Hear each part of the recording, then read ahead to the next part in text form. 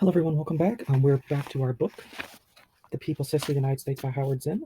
I decided that the quickest way to finish up the book would be to no longer finish each chapter. Instead, what I'm going to do is just read a portion of the chapter, and in the next video, go back and do the other chapter and start the next chapter. So I think it's just easier to go about it that way. Again, if you guys have any other novel recommendations that you guys would like me to read, please link them down in the comments so I can take a look at them and even read them on the channel, because I would like to kind of dive into other things besides this genre, which is what my specialty is.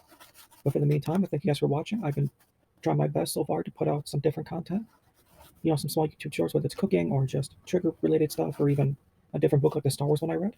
So besides that, sit back and relax, and let's go into chapter 19, surprises. Helen Keller had said in 1911, quote, "We vote. What does that mean?" And from Emma Goldman, around the same time, quote, "Our modern fetish is universal suffrage. After 1920, women were voting, as men did, and their subordinate condition had hardly changed. Right after women got the vote, the measure of their social progress can be seen in an advice column written by Dorothy Dix that appeared in newspapers all around the country. The woman should not merely be a domestic drudge, she said. A man's wife is the show window where he exhibits the measure of his achievement. The biggest deals are put across over luncheon tables. We meet at dinner the people who can push our fortunes. The woman who cultivates a circle of worthwhile people, who belongs to clubs, who makes herself interesting and agreeable, and is a help to your husband." Robert and Helen Lind, studying Moonsea, Indiana, Middletown, in the late 20s, noted the importance of good looks and dress in the assessment of women.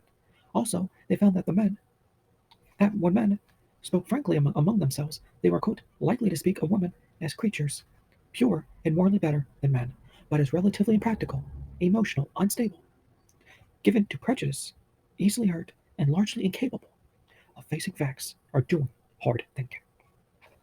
A writer in early 1930, boosting the beauty business, started off a magazine article with the sentence, quote, "The average American woman has 16 square feet of skin."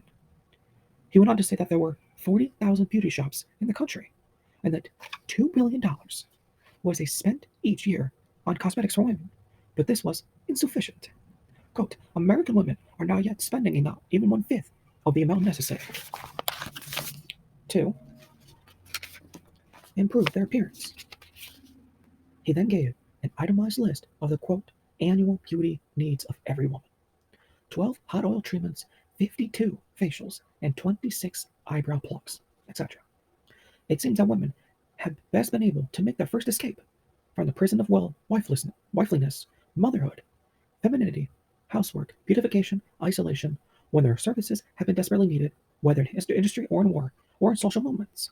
Each time practicality pulled the woman out of her prison in a kind of world program.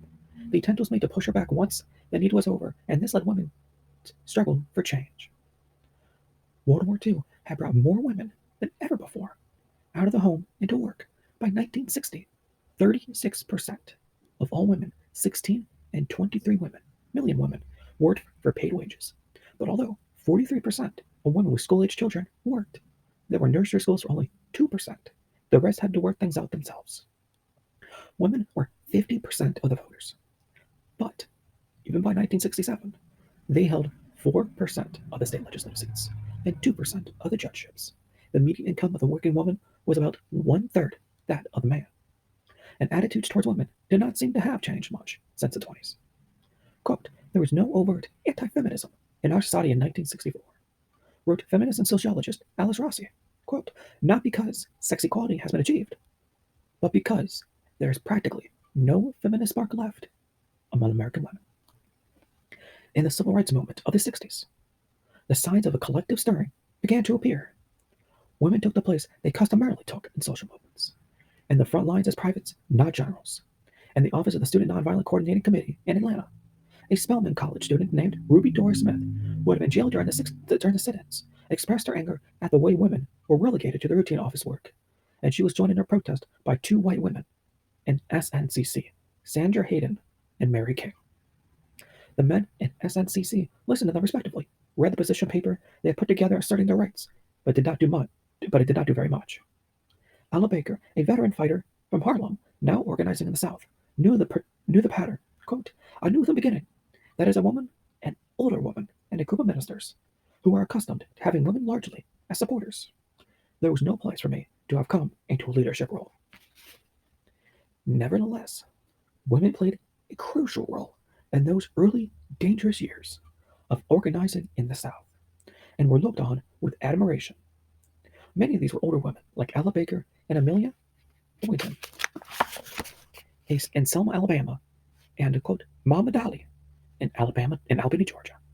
Younger women, Gloria Richardson in Maryland, and Nell Ponder in Mississippi, were not only active but leaders.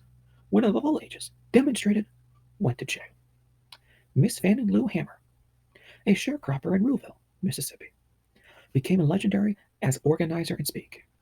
She sang hymns. She walked picket lines with her familiar limp. As a child, she contracted polio. She roused people in excitement at mass meetings. Quote, I'm sick and tired of being sick and tired. Around the same time, white, middle-class, professional women were beginning to speak up. A pioneering early book, strong and influential, was Betty Friedan's The Feminine Mystique. Just what was the problem that has no name? What were the words women used when they were when they tried to express it? Sometimes a woman would say, quote, I feel empty somehow, incomplete. Or she would say, quote, I feel as if I don't exist. Sometimes a tired feeling. I get so hungry with the children.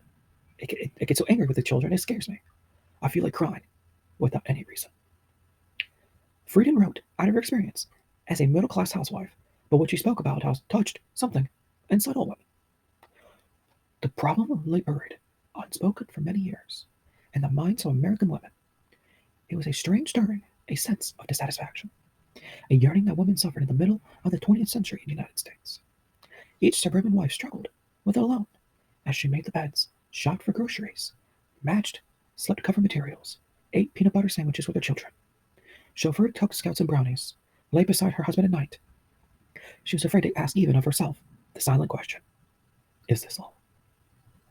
But on an April morning in 1959, I heard a mother of four having coffee with four other mothers in a suburban development 15 miles from New York say in a tone of quiet desperation, quote, the problem.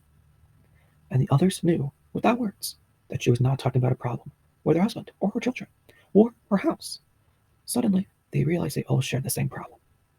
The problem that has no name. They began hesitantly to talk about it.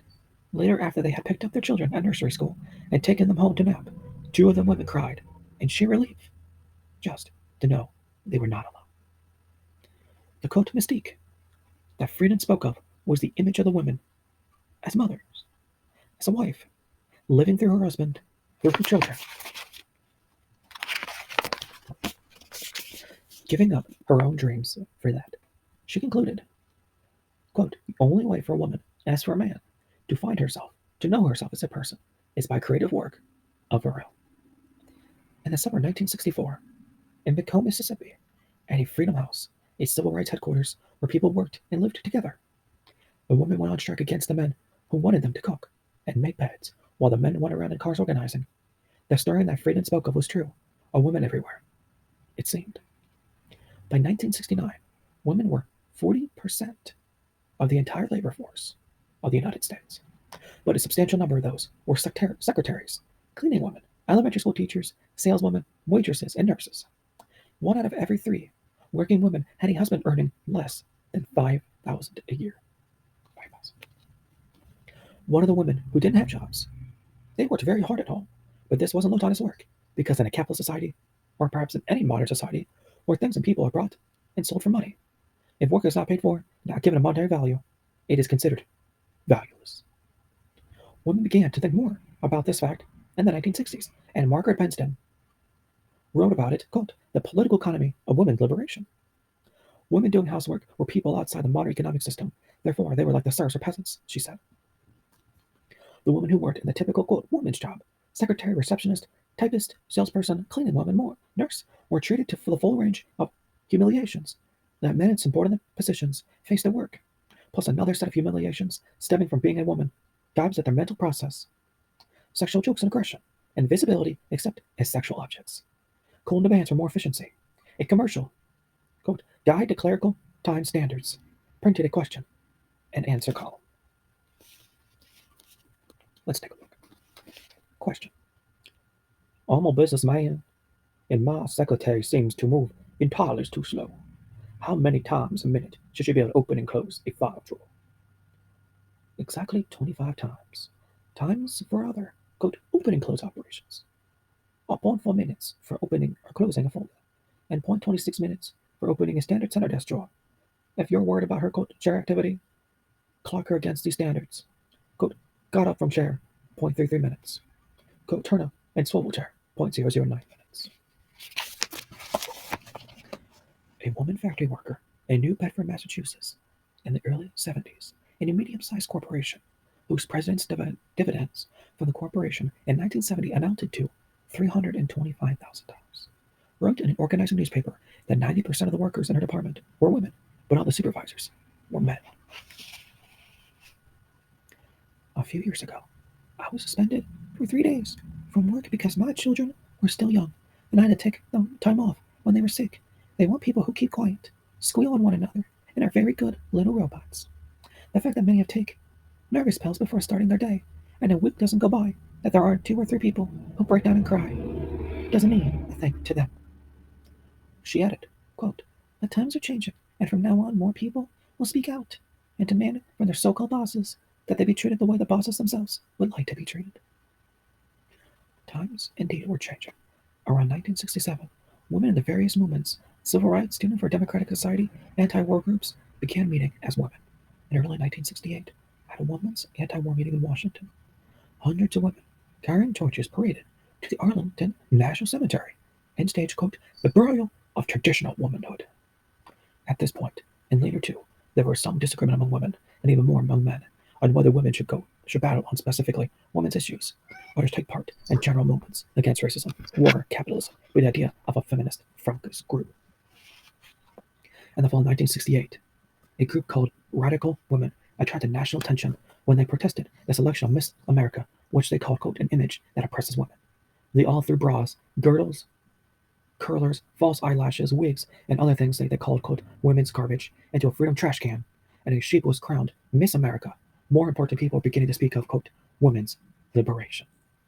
So the New York Radical Women shortly afterward formed, which Women's International Terrorist Conspiracy from Hell, quite a name, and its members, dressed as witches, appeared suddenly on the floor of the New York Stock Exchange. A leaflet put up by Witch in New York said, Witch lies and laughs in every woman. She is the free part of each of us. Beneath the shy smiles, the acquiescence to absurd male domination.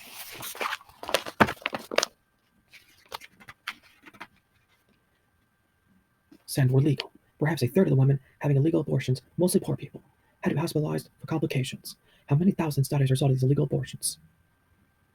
No one really knows, but the illegalization of abortion clearly worked against the poor, for the rich could manage either to have the baby or to have abortion under safer conditions.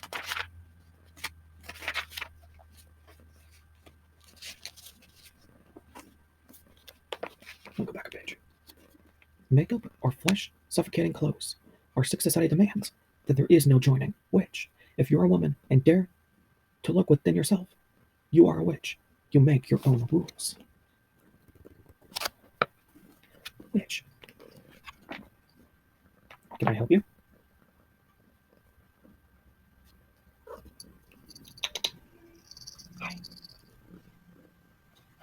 Witch in Washington, D.C. protested at the United Fruit Company for the corporation's activities in the Third World and its treatment of its women, officers, workers. And Chicago protested the firing of a radical feminist teacher named Marlene Dixon. Poor women, black women, expressed the universal problem of women in their own way. In 1964, Robert Cole's Children of Crisis interviewed a black woman from the South, recently moved to Boston, who spoke of the desperation of her life, the difficulty of finding happiness. Quote, to me, having a baby inside me is the only time I'm really alive.